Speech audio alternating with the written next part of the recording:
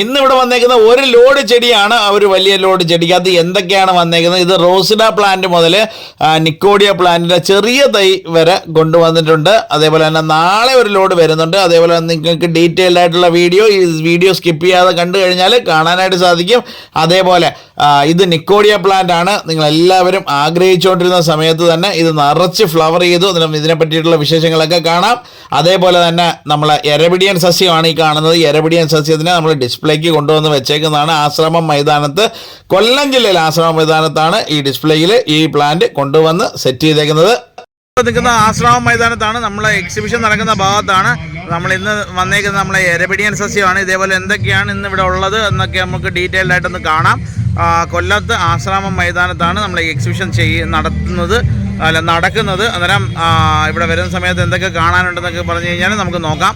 Load ഇറക്കിയപ്പോൾ ആദ്യമായിട്ടുള്ളതെന്ന് പറഞ്ഞു കഴിഞ്ഞാൽ നല്ല യുജീനിയ പ്ലാന്റ് ആണ്. മണ്ട ചുമക്കുന്ന ഇലയുള്ള ചെടിയാണ് യുജീനിയ. അതേപോലെ തന്നെ നിക്കോഡിയ പ്ലാന്റിൻ്റെ മദർ പ്ലാന്റ്, അന്ന് കൊണ്ടുവന്ന നിക്കോഡിയ പ്ലാന്റ് അല്ലെങ്കിൽ ലിച്ചാർഡിയ എന്നും കൂടെ ഇവിടെ എല്ലാവരും പറയുന്നുണ്ട്.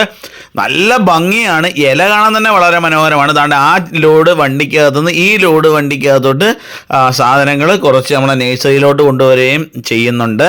അതേപോലെ തന്നെ വലിയ യുജീനിയയുടെ വലിയ പ്ലാന്റ് അതുകൊണ്ട് കണ്ടില്ലേ, ഓരോന്നും അതിനകത്തുനിന്ന് ഇറക്കി ഇതിനകത്തോട്ടും വെച്ച് വീട്ടിലേക്കും കച്ചവടം വേണ്ടേ, അതിന് അവിടത്തേക്കും കൊണ്ടുവരുന്നതാണ്. പിന്നെ നമ്മളൊന്നും വൈറ്റ് കോളർ ജോബ് മാത്രമായിട്ട് നോക്കുന്നവരൊന്നുമല്ല, പഠിക്കുന്ന പിള്ളേരും ഒക്കെ നമ്മുടെ കൂടെ തന്നെ, നമ്മളെ അനിയന്മാരായിട്ട് തന്നെ. അതുകൊണ്ട് ഇതെല്ലാം നമ്മൾ അനിയന്മാരാണ്. എല്ലാം സെറ്റ് ചെയ്ത് ഒരേ മനസ്സോടുകൂടി നിൽക്കുന്നതാണ്. കാര്യം ഉറക്കവും ഓണും എല്ലാം നമ്മളോടെ തന്നെ ആയിരിക്കും. ഞങ്ങളുൾപ്പെടെ ഇതേപോലെ തന്നെ എക്സിബിഷനൊക്കെ നടക്കുന്ന സമയത്ത് ചിലപ്പം നമ്മൾ ചെടിയുടെ ഇടയ്ക്ക് തന്നെ ആയിരിക്കും കിടന്ന് ഉറങ്ങുന്നതും പലരും കണ്ടിട്ടുണ്ടാവും. കഴിഞ്ഞിട്ട് ഇപ്പോൾ പരുമല പള്ളിയിലൊക്കെ ആയിരുന്ന സമയത്ത് നമ്മൾ പരുമല പള്ളിയുടെ പഴയകാല വസതിയിൽ തന്നെ ആയിരുന്നു, അതിൻ്റെ ഫ്രണ്ടിൽ ആണ് ഞങ്ങളും കിടന്ന് ഉറങ്ങുന്നത് തന്നെ. അന്നേരം ചെടിയുടെ ഇടയ്ക്ക് കിടന്ന് ഉറങ്ങാനായിട്ടുള്ളൊരു ഭാഗ്യം കിട്ടിയിട്ടുണ്ട്. അന്നേരം എന്താ പറയുക, വേറൊരു ജോലിയിൽ പോയാലും മനസ്സ് തൃപ്തിയുള്ള ജോലി, ഏതൊരു ജോലി ആയിക്കോട്ടെ, മനസ്സ് നിറഞ്ഞ് തൃപ്തിയോടുകൂടി നമുക്കതിനോട് അത്രത്തോളം ആത്മാർത്ഥതയോടുകൂടി ചെയ്യുവാണെങ്കിൽ അവരും തിരിച്ച് നമുക്ക് അതിൻ്റേതായ ഒരു എന്താ പറയുക മനസ്സുഖവും നമുക്കൊരു ടെൻഷൻ ഫ്രീ ആയിട്ടുള്ള കാര്യങ്ങൾ സംസാരിക്കാനും ഒക്കെ അതൊന്നും പ്രയോജനമായിരിക്കും. ഓക്കെ, അതേപോലെ തന്നെ ഇത് റോസിഡ്സ് അല്ലെങ്കിൽ റോസിഡ എന്നൊക്കെ അറിയപ്പെടുന്ന ചെടിയാണ്. നല്ല ഭംഗിയാണ്. ഇത് ഒരുപാട് തൈകളൊന്നും ഇല്ല. അതേപോലെ തന്നെ ഇത് ലോറ പെറ്റാലയാണ്. ഇതിനെന്ന് പറഞ്ഞു കഴിഞ്ഞാൽ നല്ല രസമുള്ള പൂക്കൾ, ചെറിയ മണി പോലുള്ള പൂക്കളാണ് ആ കാണുന്നതൊക്കെ. അതേപോലെ തന്നെ ഗോൾഡൻ ട്യൂണിഫറസിൻ്റെ നല്ല ഹെൽത്തി ആയിട്ടുള്ള പ്ലാന്റ് വന്നിട്ടുണ്ട്. ആശ്രമ മൈതാനത്ത് തന്നെയാണ് ഇതിപ്പോൾ ഇറക്കി വെച്ചേക്കുന്നത്. അതുപോലെ തന്നെ കണ്ടില്ലേ, അതിനകത്ത് ചെറിയ ചെറിയ പൂക്കൾ നമുക്ക് കണ്ട് മനസ്സിലാക്കാൻ പറ്റും. നല്ല രസമാണ് കാണാനായിട്ട്. ഇത് വലിയ ചട്ടിയിലും ഒക്കെ വലിയ എന്താ പറയുക, വലിയ ഗ്രോ ബാഗിനകത്തും ഒക്കെ വെച്ച് വളർത്തി നല്ല അടിപൊളിയായിട്ട് ഫ്ലവർ ചെയ്ത് തരാൻ പറ്റുന്ന ഒരു ചെടികളിൽ പെടുന്ന ഒന്നാണ്. നല്ല സൂര്യപ്രകാശം ഉള്ളിടത്ത് വേണം ഇത് വെക്കാനായിട്ട്. നിങ്ങളുടെ നാട്ടിലൊക്കെ ഇതിനെ ഇങ്ങനെയൊക്കെ തന്നെ ആണോ വിളിക്കുന്നതെന്ന് എനിക്ക് അറിയത്തില്ല, എന്നാലും ഞാൻ പറയുന്നതാണ്. അതേപോലെ തന്നെ ഗോൾഡൻ ട്യൂണിഫറസ് നല്ല ഭംഗിയാണ്. അതുകൊണ്ട് തന്നെ ലോഡ് ഇറക്കുന്നതാണ്. ലോഡ് ഇറക്കി കൊണ്ടുവന്ന് നല്ലപോലെ സെറ്റ് ചെയ്ത് ഈ നമ്മൾ എന്ത് പ്ലാന്റ് കൊണ്ടുവന്നാലും ഒക്കെ നമുക്കിത് എങ്ങനെയാണ് അത് അറേഞ്ച് ചെയ്യുന്നത് അങ്ങനെ ഇരിക്കും ആ പ്ലാന്റിൻ്റെ ഭംഗിയും. അതാണ്ട് ഇത് മെലസ്റ്റോമ പ്ലാന്റ് ആണ് ഇനി ഇറങ്ങിക്കൊണ്ടിരിക്കുന്നത്. അതാണ്ട് മെലസ്റ്റോമയുടെ നല്ല മൊട്ടോട് കൂടിയ നല്ല ഹെൽത്തി ആയിട്ടുള്ള വലിയ പ്ലാന്റും അതേപോലെ തന്നെ ലോറ പെറ്റാലയുടെ വലിയ പ്ലാന്റുമാണ് ഈ കാണുന്നത്. അതേപോലെ തന്നെ റോസിൻ്റെ കുറേ 1000-1500ഓളം ചെറിയ കവർ റോസും വലിയ കവർ റോസും എല്ലാം നമ്മൾ ഇന്നലെയും മെനഞ്ഞാന്നൊക്കെ ആയിട്ട് ഇറക്കി വെച്ചേക്കുന്നത് ഇവിടെ തന്നെ ഉണ്ട്. ഇതെല്ലാം കൂടെ ആകുമ്പോൾ ഒരു ഉത്സവ പ്രതീതി ആയിരിക്കും അല്ലേ, പ്ലാന്റൊക്കെ കാണാനും അങ്ങനെ. അതുപോലെ തന്നെ ഇത് മകോട്ടാദേവ പ്ലാന്റ് ആണ്. ഇത് ഷുഗറിനൊക്കെ നല്ലതാണെന്ന് പറയുന്നത്. തിരക്കിയപ്പോൾ ഉള്ളതാണ്. ഇതിനകത്തെന്ന് പറഞ്ഞാൽ ചെറിയ പീസായിട്ട് ഇതിനെ ചെറുതായിട്ട് കൊത്തിയരിഞ്ഞ് ഒരു 5 ദിവസം വെയിലത്തിട്ട് ഉണക്കിയിട്ട് ഒരു ഭരണിക്കകത്തെങ്ങാനായിട്ട് സൂക്ഷിച്ച് വയ്ക്കുക. അതിനകത്തുനിന്ന് ഒരു 5 അല്ലി എടുത്ത് കുടിവെള്ളം തിളപ്പിക്കുന്ന ദാഹശമനിയിട്ട് വെള്ളം തിളപ്പിക്കുന്നത് പോലെ തന്നെ ഒരു 5 കായുടെ ഒരു ചെറിയ പീസിട്ട് വെള്ളം തിളപ്പിച്ച് അത് കുടിച്ചു കഴിഞ്ഞാൽ നല്ലതാണ്. അതേപോലെ തന്നെ ഇത് വിയറ്റ്നാം എർലി ഗോൾഡ് വരിക്കപ്ലാവാണ്. നല്ല രസമായിട്ട് ചെറുതിലേക്ക് അയക്കുന്ന വരിക്കച്ചക്ക, അതിൻ്റെ തൈ ഇപ്പം ആവശ്യത്തിനായിട്ടുണ്ട്. അതേപോലെ തന്നെ നിക്കോഡിയ പ്ലാന്റ് രാത്രിയിൽ ഇതെന്തൊരു ഭംഗിയാണെന്ന് നോക്കാൻ വേണ്ടിയിട്ടാണ് രാത്രിയിലത്തെ വീഡിയോ ആണ് ഈ കാണുന്നത്. നല്ല ഭംഗിയല്ലേ കാണാനായിട്ട്. ഇല കാണാതെ പൊടിക്കുന്നുണ്ട്, കണ്ടില്ലേ, ഓരോ ഇലയുടെ അടിയിൽ ഓരോ മുട്ടുന്നുണ്ട്. ഇതിനകത്ത് ഇല എണ്ണി എടുക്കാൻ ബുദ്ധിമുട്ടാണ് അല്ലേ, ഞാൻ പറയാതെ തന്നെ നിങ്ങൾക്ക് അറിയാവുന്നതാണ്. ഇത്രയും ഇലയുടെ അടിയിലും ഓരോ മുട്ട് വീതം വന്നാൽ എങ്ങനെ ഇരിക്കും? ഈ പൂ വിരിയുമ്പം ഇല കാണില്ല, അതാണ് ഒരു പർപ്പിൾ കുടം വിരിച്ചത് മാതിരി ഇരിക്കും. ഒരുപാട് തൈകളൊന്നും കിട്ടത്തില്ല, എപ്പോഴും കിട്ടത്തില്ല. ഇത് ഒരു മദർ പ്ലാന്റ് നമ്മളിവിടെ പോകുമ്പം ഇതിൻ്റെ തൈകളെല്ലാമേ വന്ന് തീർന്നു പോകും അല്ലേ. കൂടുതലും ഈ എക്സിബിഷനാണ്. കനകുന്ന് കൊട്ടാരത്തിലൊക്കെ നമുക്ക് എക്സിബിഷൻ ഇട്ട സമയത്ത് ഒരു പ്ലാന്റ് നല്ല ഹെൽത്തി ആയിട്ട് ഇതേപോലെ നല്ല ബുഷായിട്ട് വന്ന് നിറച്ച് ഇത് പ്രൂണിങ് കറക്റ്റായിട്ട് ചെയ്യണം കേട്ടോ. എന്നാലെങ്കിൽ ഇതേപോലെയൊക്കെ നല്ല വിഷയം ഈ മേടിച്ചുകൊണ്ടുവന്ന ചെറിയ തൈ ആയിരിക്കും. അത് മണ്ടകളൊക്കെ കട്ട് ചെയ്ത് നല്ല ബുഷാക്കി എടുത്തെങ്കിൽ മാത്രമേ അതിനകത്ത് അത്രത്തോളം ഇലകൾ വരത്തുള്ളൂ, അത്രത്തോളം പൂകൾ നിങ്ങൾക്ക് കിട്ടത്തുള്ളൂ.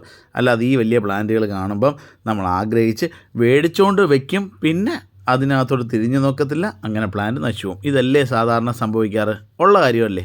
ഏതൊരു സാധനമാണെന്നെങ്കിലും മേടിക്കുന്ന ആ ഒരു സമയത്തൊരു ഭയങ്കര സന്തോഷമായിരിക്കും. ഈ മേടിക്കുന്ന ആ ഒരു സന്തോഷം അതിനെ വളർത്താൻ കൂടി നിങ്ങളെല്ലാവരും കാണിക്കുന്ന ഒരുപാട് ആളുകളുണ്ട്. എന്നാൽ പലർക്കും ജോലി തിരക്കുകൾ കാരണം അവയെ അധികം ശ്രദ്ധിക്കാൻ പറ്റിയില്ല എന്ന് വരും. അത് സ്വാഭാവികമാണ്, മനുഷ്യ സഹജമാണ് അല്ലേ. അന്നേരം അതും കൂടെയൊക്കെ ഒന്ന് ഓർക്കുക. അതേപോലെ തന്നെ നമ്മളെ പിച്ചകമാണ് ഇഷ്ടം പോലെ മുട്ടെന്ന് പറഞ്ഞാൽ ഇഷ്ടം പോലെ മുട്ട്. ഇങ്ങനെയൊക്കെ ഒരു ചെടി പൂക്കുമോ എന്നാണ് ചോദിക്കുന്നത് ഇല്ലേ. നല്ല അത്രത്തോളം സൂര്യപ്രകാശമുള്ള ആശ്രമം മൈതാനത്തിൻ്റെ നെറുകയിലാണ് കൊണ്ടുവന്ന് വയ്ക്കുന്നതെന്ന് ഓർമ്മ വേണം.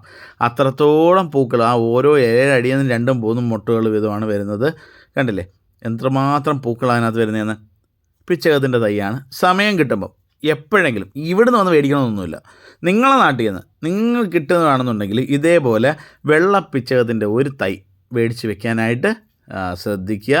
എന്തായാലും ചെടികളെ കൊണ്ട് അധികം ഉപദ്രവങ്ങളൊന്നും ഉണ്ടാവത്തില്ല. മനുഷ്യരാലുണ്ടാകുന്ന ഉപദ്രവം പോലും ചെടികളിൽ നിന്നും ഉണ്ടാവില്ല. അത് സർവ്വസാധാരണമാണ്. പിന്നെ ഒരുപാട് ചെടികളൊക്കെ വയ്ക്കുമ്പോൾ ചിലപ്പം വല്ല എന്താ പറയുക ചെറിയ പ്രാണികളോ അതിൻ്റെ അടിയിലൊരു അട്ടയോ ഒരു ചെറിയ തവളക്കുഞ്ഞോ ഒക്കെ കാണും. എന്തെങ്കിലുമൊക്കെ ഉണ്ടെന്നുണ്ടെങ്കിലും അവരും ഭൂമിയുടെ അവകാശികളാണ്. അവർക്ക് ഇവിടെ ജീവിക്കാൻ ഒരു സ്വാതന്ത്ര്യമായിട്ട് വിഹരിക്കാനും ഒക്കെയുള്ള അവകാശം നമുക്കുള്ളതുപോലെ തന്നെ അവർക്കുമുണ്ട്. അന്നേരം അത് മാക്സിമം ചൂഷണം ചെയ്യാതിരിക്കുക മനുഷ്യരാൽ. അന്നേരം അതും കൂടെയൊക്കെ ഒന്ന് ഓർക്കുക. അവർക്കും ജീവിക്കാൻ എന്ന് വെച്ചാൽ ഇത്രയും ചൂടൊക്കെ ആണെന്നുണ്ടെങ്കിൽ ചിലപ്പം ഒന്നുമില്ല, നമ്മൾ തന്നെ വീടിൻ്റെ മുറ്റത്ത് ഒരു ബക്കറ്റ് വെള്ളം ഒന്ന് വെച്ച് നോക്കിയേ, എന്തുമാത്രം കിളികൾ വന്നിരുന്ന് കുടിക്കുമെന്നറിയോ. അതും നിങ്ങൾ നമ്മളെ ചാനലൊക്കെ കാണുന്നവർ ചിലപ്പം കേൾക്കുമ്പോൾ ഭയങ്കര തള്ളാന്നൊക്കെ വിചാരിക്കും. അത്ര ഭയങ്കരമായ തള്ളൊന്നും തള്ളുന്നില്ല, ഉള്ള കാര്യം പറയുന്നേ ഉള്ളൂ. സ്വമേധയാണ്. പിന്നെ വിമർശിക്കുന്നവർക്ക് ചെറിയ ചെറിയ കാര്യങ്ങൾ വരെ വിമർശിക്കാനായിട്ട് കിട്ടും. എന്നാലും ഉള്ള കാര്യം പറയുകയാണെങ്കിൽ കണ്ടില്ലേ നല്ല പഠിത്തമുള്ള നമ്മളെ അനിയന്മാർ തന്നെ, ഇത് നല്ല പഠിത്തമുള്ള നമ്മളെ അനിയന്മാർ തന്നെ. അവർ ഒരാൾ അക്കൗണ്ടൻസിയൊക്കെ കഴിഞ്ഞിട്ട് നിൽക്കുന്ന M.Com ഒക്കെ കഴിഞ്ഞ് നിൽക്കുന്ന ബിടെക് പഠിച്ചുകൊണ്ടിരിക്കുന്ന പയ്യന്മാർ ഉൾപ്പെടെ ഉണ്ട്. അന്നേരം അവരെല്ലാം നമുക്കൊരു സപ്പോർട്ടുമാണ്. അതേപോലെ തന്നെ ഈ അനിയന്മാരൊക്കെയാണ് താൻ കണ്ടില്ലേ അടുത്തത്. ഇവരെല്ലാം നമ്മളതിൻ്റെ കൂടെ തന്നെ വർഷങ്ങളായിട്ട് നമ്മളെ പോലെ തന്നെ ഇതേപോലെയുള്ള പറമ്പുകളൊക്കെയാണ് നമുക്കൊരു ജീവശ്വാസം എന്നൊക്കെ പറയാം അല്ലേ. സുഹൃത്തുക്കളെ 10-45 കൊല്ലമുണ്ട്. ഈ ചേട്ടനൊക്കെ എന്ന് പറഞ്ഞാൽ 10-35 കൊല്ലമായിട്ട് നമ്മളോട് നിൽക്കുന്ന ചേട്ടന്മാരാണ്. അവരൊക്കെ എന്ന് പറഞ്ഞു കഴിഞ്ഞാൽ 35 അവരെയൊക്കെ കുട്ടിക്കാലത്ത് വന്ന് നമ്മൾ അച്ഛൻ്റെ കൂടെ അച്ഛനൊക്കെ അറിയാം, അവർക്കറിയാം. അന്നേരം അത്രയും വർഷങ്ങൾക്ക് മുമ്പൊക്കെ വന്ന് കൊല്ലം ജില്ലയിലാണ് അന്നത്തെ നഴ്സറികൾ എന്ന് പറഞ്ഞാൽ 1 2 3 നഴ്സറികളേ ഉള്ളൂ. പിന്നെ 5 കോട്ടുകൽ ഫാമുണ്ട്. അന്നേരം ആ സമയം മുതലേ ഉള്ള നഴ്സറിയാണ് നമ്മളത്. അന്നേരം വെറൈറ്റികളാണ്. പിന്നെ ഓരോരോ പുതിയ വെറൈറ്റികൾ വരുമ്പോൾ നമ്മൾ അപ്ഡേഷൻ അല്ലേ, അതല്ലേ ഏറ്റവും പ്രധാനം. അല്ലാതെ എന്നും ഇതേപോലെ തന്നെ മുല്ലയും പിച്ചിയും മാത്രമല്ല, പുതിയ എന്തൊക്കെയുണ്ട്. ആ മുല്ലയ്ക്കകത്ത് ഏതൊക്കെ വെറൈറ്റി ഉണ്ട്. ഇപ്പം ഞങ്ങൾ ഒരു എന്താ പറയുക മുല്ലയ്ക്ക് വേണ്ടി കിടന്നു ഓടുവാണ്. ഈ എന്താ പറയുന്നത് ഗ്രാൻഡ് ഡ്യൂക്ക് പ്രൈം എന്ന് പറഞ്ഞൊരു മുല്ലയുണ്ട്. ഭയങ്കര രസമാണ് സാധനം കാണാനായിട്ട്. അതേപോലെ അപ്ഡേഷൻ, അതേപോലെയാണ് ഈ നെപ്പന്തിസ് ആണെങ്കിലും ഡ്രൊസീറ ആണെങ്കിലും അതേപോലെ നമ്മൾ ബുക്കിലൊക്കെ പഠിച്ചിട്ടുണ്ട് ഒരുപാട് അല്ലേ. അതേപോലെ വീനസ് ഫ്ലൈ ട്രാപ്പ്, ഇത് വീനസ് ഫ്ലൈ ട്രാപ്പാണ്. എരപിടിയൻ സസ്യത്തിൽ തന്നെ വളരെ മനോഹരമായിട്ടുള്ള പെട്ടെന്ന് ആക്റ്റീവായിട്ടുള്ളൊരു സാധനമാണ്. നമുക്കിപ്പം പെട്ടെന്നൊരു എന്തെങ്കിലും ഒരു പ്രാണിയെ കിട്ടുകയാണെന്നുണ്ടെങ്കിൽ പെട്ടെന്ന് ആ ഒരു വായൊക്കെ അടച്ച് അത് കുട്ടികൾക്കൊക്കെ ഒരു കൗതുകമാണ്. ഇപ്പം ടച്ച്മിനോട്ട് എന്താ പറയുക തൊട്ടാവാടിയുടെ കഥ അറിയാമല്ലോ. അന്നേരം അതേപോലെ തന്നെ പെട്ടെന്ന് സെൻസിറ്റീവായിട്ടൊരു പ്ലാന്റാണ്. ഒരു പ്ലാന്റ് നമ്മളൊന്ന് തൊടുമ്പോഴത്തേക്ക് അത് ഒരു റിയാക്ഷൻ അത് കാണിക്കുന്നു. അന്നേരം അത് അല്ലേ ഒരു പ്രത്യേക ഒരു ഫീലല്ലേ തന്നെ. അതെല്ലാം പ്രകൃതിയാലുള്ള സാധനങ്ങളാണെന്നുള്ള കാര്യം ഓർക്കണം. എല്ലാം പ്രകൃതിയിലുണ്ട് അല്ലേ. അന്നേരം അവയൊക്കെ ഒന്ന് വളർത്താനായിട്ടൊക്കെ ശ്രമിക്കുക. പറ്റുമെന്നുണ്ടെങ്കിൽ ഒരു മാവോ പ്ലാവോ ഒക്കെ വീട്ടിൽ ഒരു തണൽ വൃക്ഷമെങ്കിലും മേടിച്ച് വെക്കുക. ഒന്നാമത് ഓസോൺ ലെയർ ഡിപ്ലീഷനൊക്കെ അറിയാമല്ലോ, പറയണ്ടല്ലോ. ഓസോൺ പാളികളിൽ ഇതേപോലെ തന്നെ സുഷിരങ്ങളൊക്കെ വീണ് പ്രശ്നങ്ങളൊക്കെയാണ്. അന്നേരം അതൊക്കെ ഒന്ന് ഓർക്കുക. എന്തെങ്കിലുമൊക്കെ മരങ്ങളൊക്കെ വെച്ച് പിടിപ്പിക്കുക നോക്കുക. റോഡിൻ്റെ വികസനമൊക്കെ ആകുമ്പോഴത്തേക്ക് ഒരുപാട് മരങ്ങളൊക്കെ വെട്ടിക്കളയുന്നതിൻ്റെ കൂടെ എന്തെങ്കിലുമൊക്കെ വെക്കാനും കൂടെ ശ്രമിക്കുക കേട്ടോ. അതുകൊണ്ട് കണ്ടില്ലേ ഒരു ചെറിയൊരു ഉറുമ്പ് അതിനിടയിൽ കൂടെ ചുമ്മാ ഇറങ്ങിപ്പോയത്. അത് ഇതേപോലെ തന്നെ പെട്ടെന്ന് തന്നെ ക്ലോസ് ആവും. കണ്ടില്ലേ, അത് അത്രയും ആ ലിഡ് അതിൻ്റെ ഇതുണ്ടെങ്കിൽ തന്നെ എന്ന് വെച്ചാൽ നേരിട്ട് നമുക്ക് ഒരു വളവോ കാര്യങ്ങളൊന്നും അധികം കൊടുക്കാൻ പറ്റില്ല. ഫംഗസ് എന്ന് ശരിക്കും പറഞ്ഞു കഴിഞ്ഞാൽ ഈ ഇത് ഫംഗിസൈഡ് പോലും അടിക്കാൻ പറ്റാത്തൊരു സാധനമാണ്. അതുകൊണ്ടാണ് നമ്മൾ ആ പ്രത്യേക നേച്ചറിൽ ലൈറ്റായിട്ട് വെച്ച് കൊടുത്തേക്കുന്നത്. ലൈറ്റായിട്ട് ഫംഗിസൈഡ് ഒരു 1/2 ഗ്രാം 1 ലിറ്റർ വെള്ളത്തിലെടുത്ത് കലക്കിയിട്ടാണ് ഞാൻ ഇതിനെ ഒന്ന് രക്ഷപ്പെടുത്തിക്കൊണ്ട് വന്നുകൊണ്ടിരിക്കുന്നത്. നമ്മളെ ക്ലൈമറ്റിന് പറ്റിയ സാധനമല്ലത്. എന്നിട്ടും ആ ഒരു ആംബിയൻസ് ക്രിയേറ്റ് ചെയ്തിട്ട് ഇവനെ ഒന്ന് വളർത്തണമെന്നുള്ള ആഗ്രഹം കൊണ്ട് നമ്മൾ ആ ഒരു ഭരണിക്കകത്ത് ഇപ്പോൾ ഇട്ട് സെറ്റ് ചെയ്ത് നിർത്തിയേക്കുന്നതാണ്. ആളുകൾക്ക് വരാനും കൗതുകമൊക്കെ ആയിട്ട് വന്ന് അത് കാണാറുണ്ട്. ഇനി ഇതൊക്കെ എങ്ങനെ ഇരിക്കുമെന്ന് അറിയാൻ പറ്റത്തില്ല. അന്നേരം ഈ വീഡിയോ നിങ്ങൾക്ക് ഏവർക്കും ഇഷ്ടപ്പെട്ട് കാണുമെന്ന് വിശ്വസിക്കുന്നു. കുട്ടികൾക്കൊക്കെ ഇത് ഒരു പ്രയോജനപ്പെട്ട് കാണുമെന്ന് തീർച്ചയായിട്ടും വിശ്വസിക്കുന്നു. അന്നേരം നിങ്ങളുടെ വിലപ്പെട്ട നിർദ്ദേശങ്ങളൊക്കെ കമൻറ്റ് രൂപേണ അറിയിക്കാനായിട്ട് ശ്രമിക്കുക. അന്നേരം ഇതിലും നല്ലൊരു വീഡിയോ നാളെ കാണും വരെ എല്ലാവർക്കും ശുഭദിനം നേരുന്നു.